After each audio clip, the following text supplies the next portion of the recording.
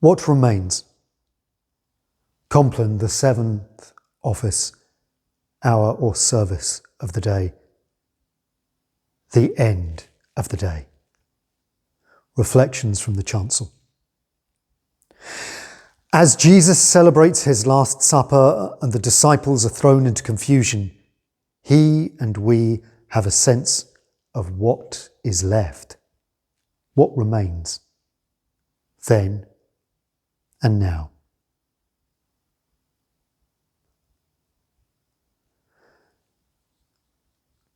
Excerpt from the Seven Storey Mountain.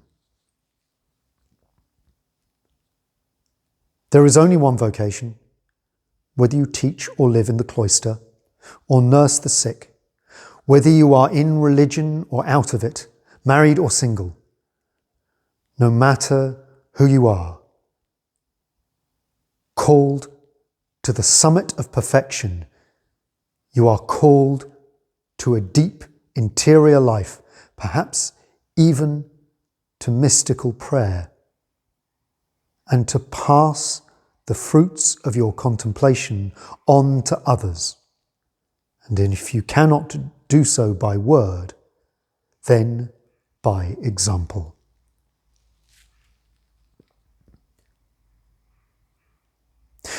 The final reflection ends with a quotation from the book that made Merton's reputation as an American Catholic author, The Seven Storey Mountain.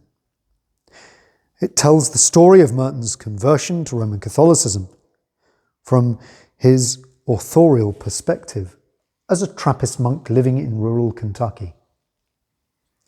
Its title invokes Dante's pilgrimage through hell, Purgatory and Paradise. And Merton's autobiography is in the genre of the conversation narrative of St. Augustine, who employed the pilgrimage as a metaphor for the Christian life.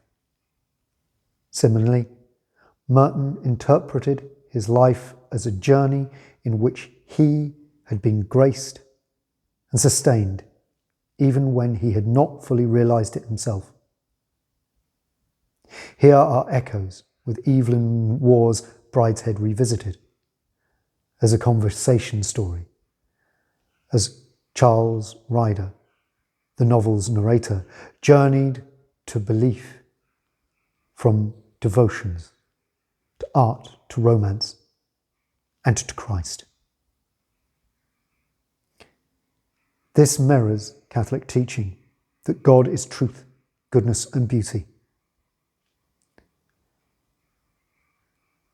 Merton's conversation narrative recounts his journeying from early encounters with the truth of beauty to a deep engagement with the beauty of truth.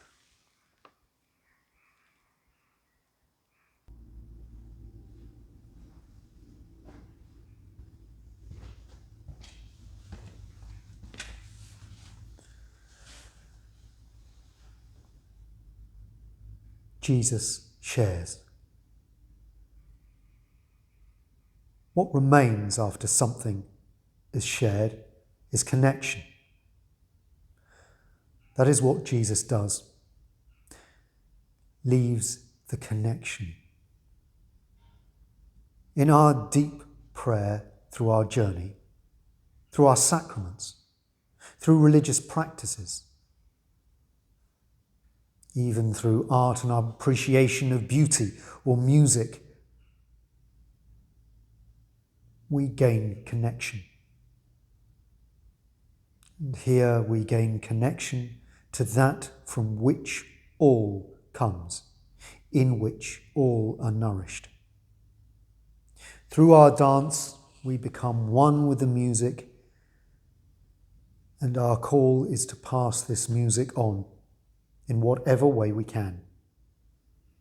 In his passion, Jesus shares God's song of love for us and asks us not only to sing along, but to pass on the music. This, in a particular way, is what a monk like Merton does. able to more intently hear the tune in the quiet, so we may hear it better and more faithfully sing it in the world.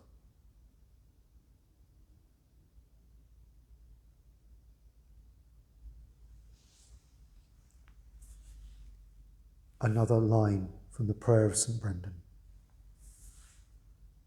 Dear God, somehow, make my obedience count for you.